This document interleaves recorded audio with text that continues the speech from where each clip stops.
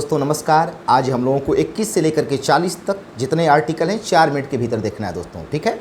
अनुच्छेद 21 में प्राण और दैहिक स्वतंत्रता है दोस्तों, लेकिन इसके विस्तार में सुप्रीम कोर्ट ने तमाम चीज़ों को शामिल कर दिया, जैसे निजता का अधिकार, एकांतता का अधिकार, विदेश जाने का अधिकार, कार्यस्थलों पर महिलाओं के लैंगिक उत्पीड़न का अधिकार दोस्तों, आश्रय का अधिकार, भोजन पाने का अधिकार, स्वच्छ वायु जल पाने का अधिकार, धारणीय विकास का अधिकार। तमाम चीज़ें इसमें शामिल हो गई जो एक अच्छे जीवन के लिए आवश्यक होती है दोस्तों, ठीक है। 86वें संविधान संशोधन 2002 के द्वारा एक नया आर्टिकल जोड़ा गया 21 को, ठीक है। 6 से 14 वर्ष के बच्चों को निःशुल्क और अनिवार्य शिक्षा। अनुच्छेद 22 में गिरफ्तारी से संरक्षण है दोस्तों।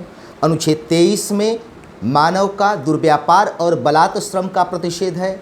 अनुच्छेद 24 में खानों में बालकों के नियोजन का प्रतिषेध है। अनुच्छेद 25 में अंतःकरण और धर्म को अबाध रूप से मानने और उसके आचरण करने की स्वतंत्रता है। अनुच्छेद 26 में धार्मिक कार्यों के प्रबंधन की स्वतंत्रता है। अनुच्छेद 27 में किसी विशेष धर्म की अभिवृद्धि में कर से छूट है। अनुच्छेद 28 में शिक्षण संस्थानों में जो धार्मिक उपासना की व्यवस्था है उसमें उपस्थित होने से छूट है, ठीक है। अनुच्छेद 29 में अल्पसंख्यक वर्गों के हितों का संरक्षण है, अर्थात 29 में कहा गया है कि किसी भी नागरिक जिसकी अपनी विशेष भाषा, लिपि और संस्कृति है उसे बनाए रखने का अधिकार होगा। अनुच्छेद 30 में कहा गया कि अल्पसंख्यक वर्ग अपनी रुचि के शिक्षण संस्थानों की स्थापना कर सकते हैं दोस्तों। अनुच्छेद 31 संपत्ति का अधिकार था, जिसे 44वें संविधान संशोधन 1978 के द्वारा निकाल दिया गया।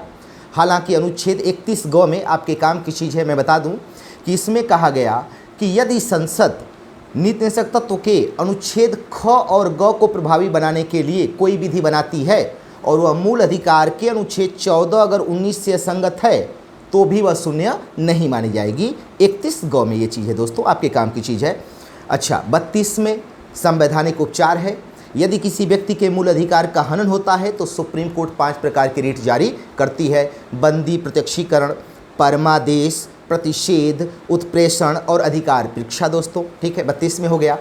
33 में है कि कुछ बलों के लिए, कुछ कार्यों के लिए उनके मूल अधिकारों को निर्बंधित किया जा सकता है, मतलब मूल अधिकारों पर प्रतिबंध संसद लगा सकती है। कौन कौन से बल हैं दोस्तों?